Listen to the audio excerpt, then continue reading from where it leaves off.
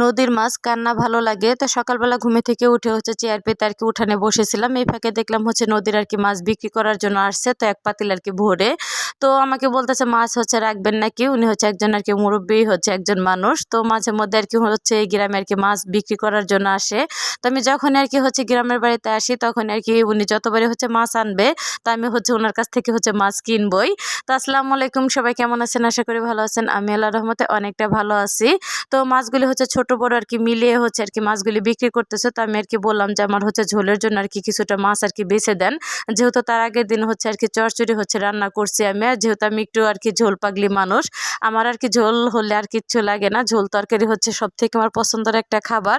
তো মাছগুলি রাখার পরে তো কেটে ধুয়ে সুন্দর করে পরিষ্কার করে রেখে তারপরে আমাদের বাড়ির আর কি সবার ঝালমুড়ি খাইতে মন চাইছে। পরে তোমার ছোট যা আর কি ঝালমুড়ি মা খাইতেছিল।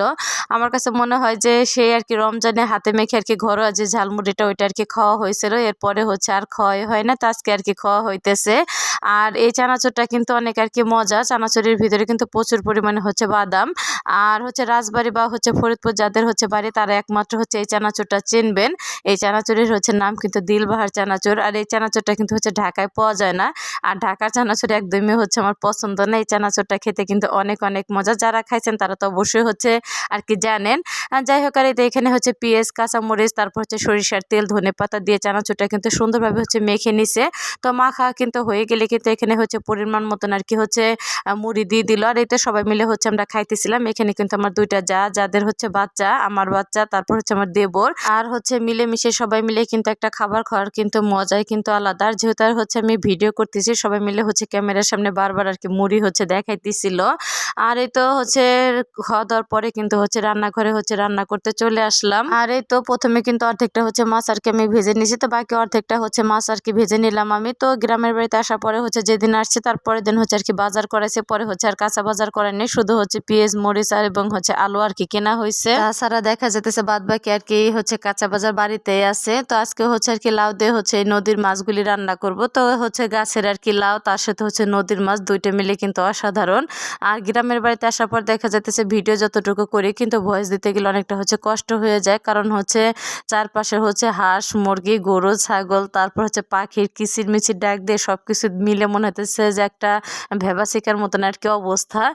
যাই হোক, তারপরে আর কি কষ্ট মষ্ট করে দেওয়ার চেষ্টা করতেছি রেগুলার, যেহেতু আর কি ভিডিও দিতে হবে। তার মাঝে দুদিন আর কি আমি ভিডিও দিতে পারি না। ভিডিও আমি দিছি, তো আপলোড আর কি দেখাইলো, কিন্তু পরবর্তীতে দেখলাম ভিডিও আর কি শো করতেছে না, কিসের জন্য জানি না। এই সমস্যাটা কি আমারই হয়েছে নাকি সবারই হয়েছে অবশ্যই কিন্তু কমেন্ট করে জানাবেন। আর এই তো এখানে কিন্তু মশলাটা কষানো হয়ে গেলে তো লাউগুলি দিয়ে দিলাম। তো লাউ দিয়ে আর কি মাছ রান্না করব শুধু। আর লাউটা যেহেতু আর কি গাছেরই, লাউটা মনে হয় যে কিছুক্ষণ আর কি রান্না করা লাগছে আমার, এত সুন্দর আর কি গলে গেছে, লাউটা আর কি সেদ্ধ হয়ে গেছে।